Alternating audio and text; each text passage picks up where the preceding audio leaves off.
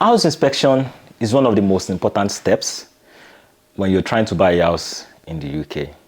Now, as a matter of fact, a lot of people are curious about what are these things that you look out for, or what are the things you check when you go, to view a property, either as a buyer or it could be like a rental property. So in this video, I'm going to be telling you the red flags that you need to check or that you need to be careful of when you go to view that property. So if you are a first-time buyer or if you're a returning property investor, you need to pay attention to all these things because it's going to save you a lot of money and it will prevent you from spending after you move into the property as it relates to, restructuring, paying on damages and all those kind of things. So if this video is one of the videos that you like or that will interest you, please sit tight, keep it locked, and please listen and watch. If you're new to my channel, please like, share, and of course subscribe. So the first red flag I'm going to talk about is the structural issues. Okay, so if you go and view a property, for instance, and you move into the house, you're checking the walls and you could see cracks, you could see dams on the wall, you could see damaged paint, and a lot of structural problems, that is a major red flag. And you need to hold on, reassess the situation and see if it's actually worth it. Okay, so I want you to look at it in two angles. Now, as a property investor, that's a total different scenario.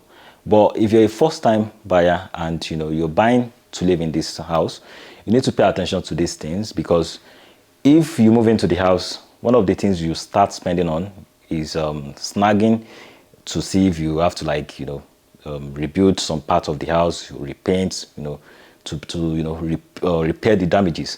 So as if you're moving in to live there, so you need to be sure that you don't incur more cost as regards to pay on these damages or restructuring or refurbishing the house.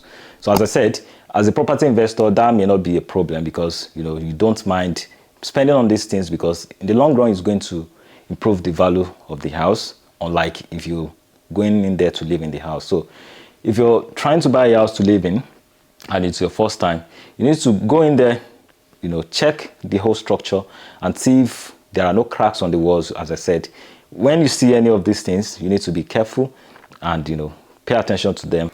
So ask questions, are these damages there before, or are they new, or is this something the landlord know about, or the seller, or are they going to fix it? These questions are what you need to ask them, and be sure that you don't move into the house and start, paying for damages or paying for restructuring or refurbishing the house. So yes, that's the first thing you need to see, or you need to pay attention to as a red flag when it comes to viewing your house. Second red flag for me would be inhabitable neighborhood.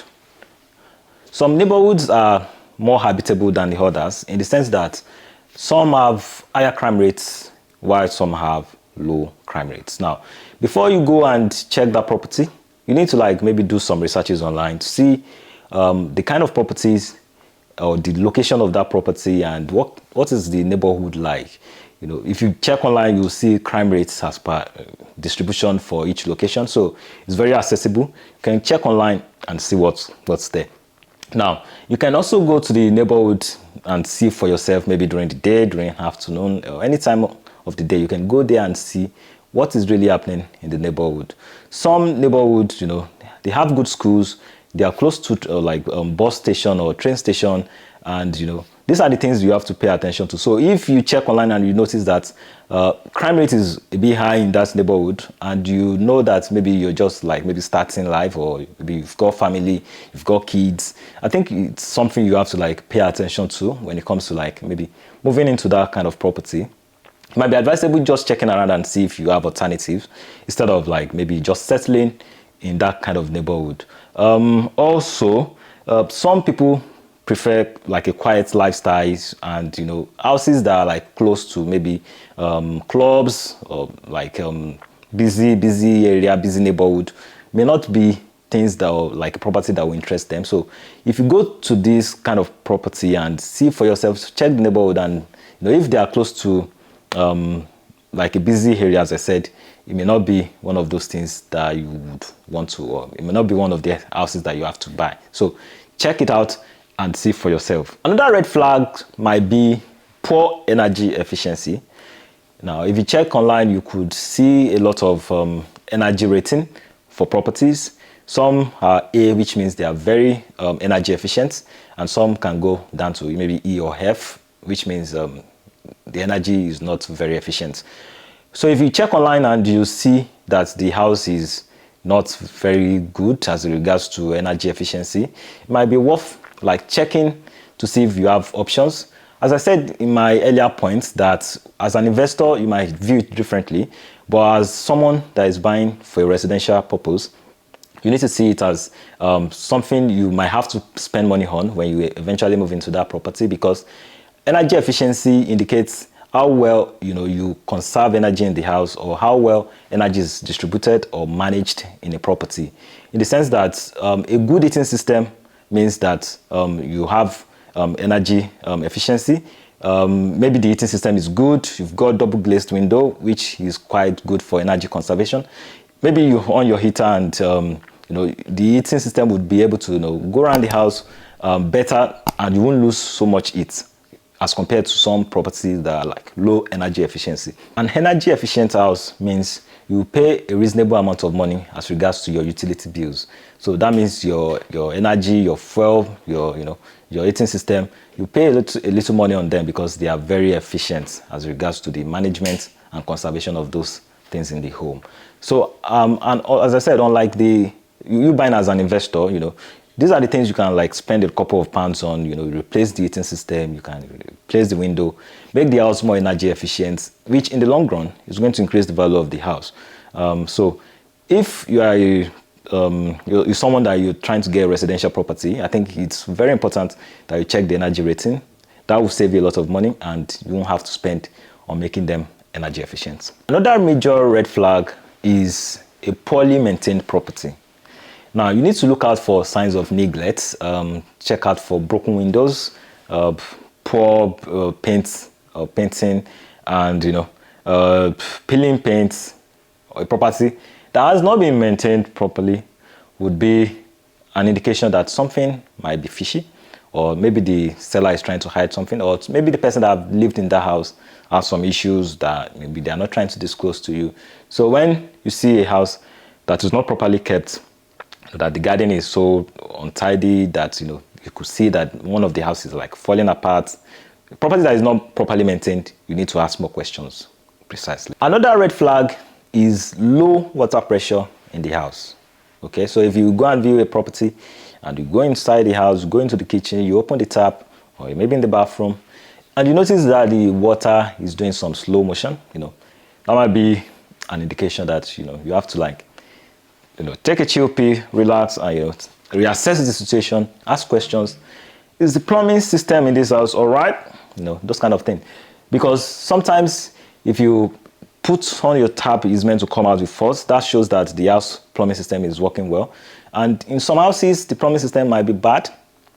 That might be one of the reasons they want to sell the house even, and they might not tell you. So that is why when you go and view your property, don't just walk about, don't just admire the property from afar. Get your hands dirty, put on the tap, see what's like, check out the water. Some water are terribly hard. Those are the little things you have to like pay attention to. So, but most importantly, how is the water pressure? If the water pressure is good, I promise you will enjoy that house. So, major red flag, low water pressure, keep an eye on that one. The final red flag I want to talk about is an overly eager seller. Now, if you see someone that wants to sell to you, and you notice that, oh, this man is so enthusiastic. I mean, it's not bad to be enthusiastic. It's very good. It shows that you've got positive attitude. But when you see someone that is overly enthusiastic, you need to take a step backward. Now, I can remember some months ago, I and my friend wanted to go view a property. And we noticed that the seller was so keen, you need to buy this house. It's a very good house. She was trying to sell the house to us. And, we walked in, we checked the house. Of course, it's not a bad house. But we noticed that she was so eager, she was so keen. She was saying, oh, the house would go today. You need to come back today. You need to, giving us deadline on this thing. So, I and my friend went back home and we thought about it. Okay, let's just give this lady a couple of days. Let's see what this property is in the market.